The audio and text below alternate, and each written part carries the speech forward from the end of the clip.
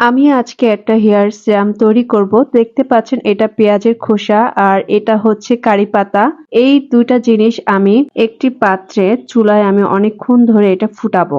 এই পাত্রতে আমি একটু বেশি পানি নিয়েছি যাতে আমি অনেকক্ষণ জ্বালাতে পারি এবং কারি পাতা এবং পেঁয়াজের খোসার যে গুণাবলী রয়েছে এটা বের হয়ে যাবে। তো অনেকক্ষণ ধরে জ্বালাতে হবে যতক্ষণ না একটু পানি টানছে। তো আমি এটা অনেকক্ষণ জ্বালিয়েছি। এরপর হচ্ছে আমি এটা একটি পাত্রেতে ছেঁকে নিয়েছি। দেখতে পাচ্ছেন অনেকটাই কিন্তু কমে গিয়েছে। এটা যখন ঠান্ডা হয়ে যাবে তখন আমি একটা স্প্রে বোতলে আমি এটা সংরক্ষণ করে রাখবো এবং এটা আমি ১ সপ্তাহের মতন আমি ফ্রিজে রেখে আমি এটা ইউজ করব এবং আমি যখন শাওয়ার নিব, শাওয়ার পরেই আমি এটা স্প্রে করব।